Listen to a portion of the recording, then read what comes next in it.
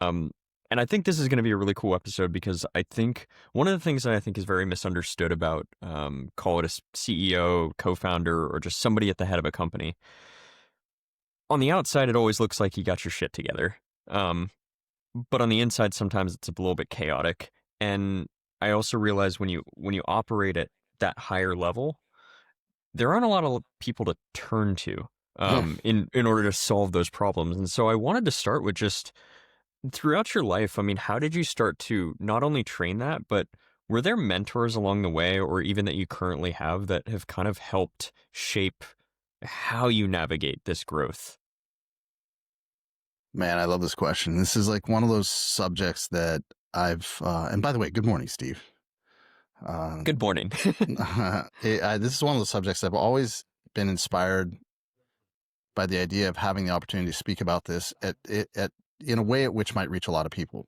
Um, we've all, especially now with social media and YouTube being what it is, there's a million business gurus out there that'll tell you all about this stuff. And a lot of the authentic guys, the story is very similar.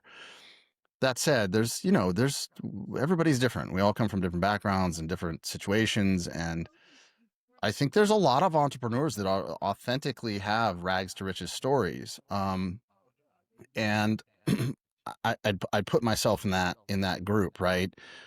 Rags being the operative term, how rags were you, compared to riches. But, being that I didn't have a college education, I didn't come from generational wealth of any kind. I didn't have a birthright nest egg of any kind. It was just, I came from a very small business entrepreneurial family that was just living not necessarily paycheck to paycheck. It was more sale to sale. I grew up with my dad talking about, coming home and around the dinner table, we're talking about the sales that he was making because that's how we were paying the bills, Mm. and that's small of a business.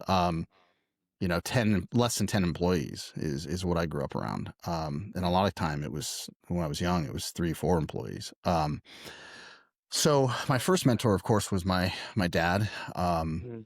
My mom was a mentor in a way at which, I saw what it looked like to be operationally supporting somebody that was a deal maker, a people person, a strategist.